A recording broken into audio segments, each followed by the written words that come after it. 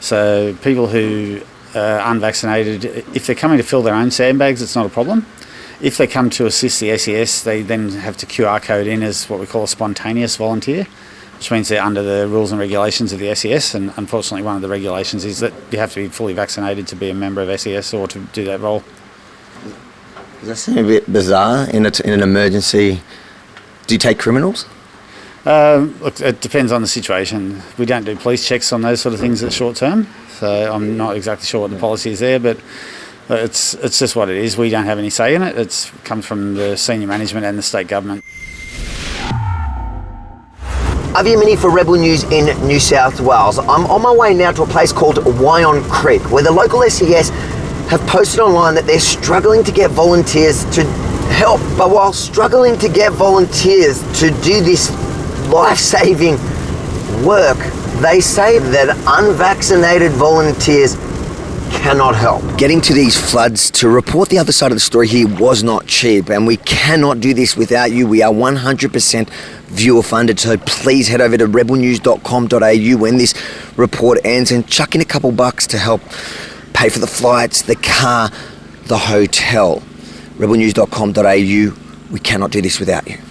We've been doing massive sandbag operations, like a couple of 100 tonnes of sand's gone out into the community, and we've had about 2,500 requests for assistance right across the Central Coast. That's between Wyong and Gosford. This is one of many cities and towns that are currently underwater in what they're calling 1 in 1,000 year weather event. I'm here today because we've received several complaints by people who are trying to volunteer being knocked back because of their vaccination status. I'm a volunteer with the Rural Fire Service.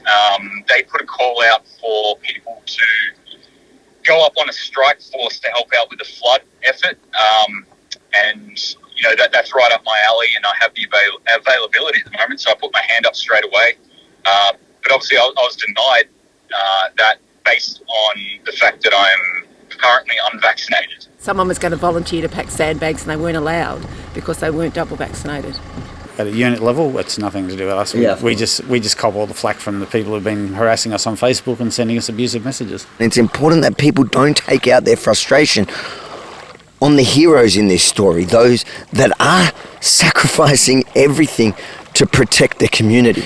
It is absolutely command and the state government. How bloody ridiculous is that? Yeah. But We've got politicians that are not vaccinated. That's okay, but you can't have a volunteer. Not even worth talking about, the insanity of it. So you're happy for unvaccinated people to help you protect your home? I'm happy for anyone to come and help. There are places that are up to my chest. And you can just imagine what those people are going through, and the thought of stopping anyone from being able to help them is beyond ridiculous and should almost be considered criminal. Do you live in this? My son's up there. Your son's up there? Organising to get him some food. Oh, well, They've so got he's... no power up the end. He's stuck there. His wife and kids are out. I've got to go and get the shopping, and then we're going to walk and meet each other. You're a good mum.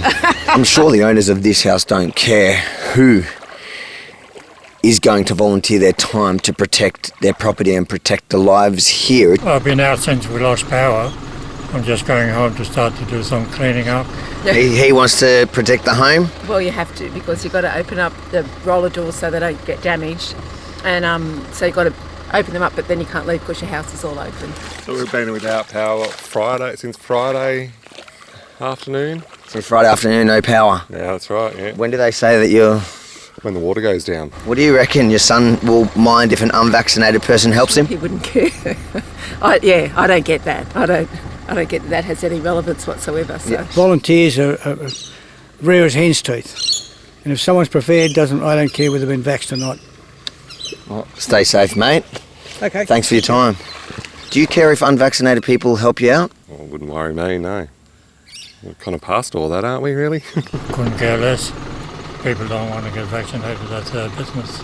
My daughter and son-in-law is unvaccinated. I see them every day. Who do you rather have at your door helping you protect your home, a criminal or unvaccinated? Unvaccinated, I guess, would make more sense, wouldn't it? Yeah. You're one of those conspiracy theorists. Take it easy, stay safe, mate. There you have it. I think if I lived here too, I probably would prefer an unvaccinated person helping me protect my property. I'm currently in Lismore, northern New South Wales. And how does it look there?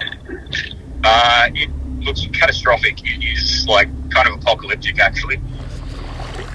Imagine letting criminals help out, but not the unvaccinated.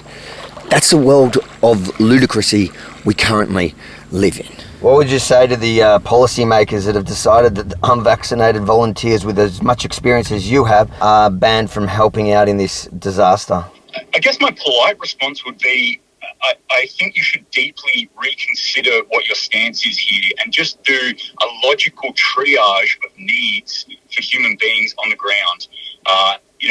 Is the threat of spreading this disease, this COVID-19, is that greater than the threat of what is actually happening to the people now and what the fallout is going to happen if they don't get enough assistance up here, which could be catastrophic? I couldn't imagine what these people are going through and the thousands across this state and through Queensland without the added frustration knowing that not everyone who wants to volunteer to help them through this devastating time can do it simply because they're unvaccinated.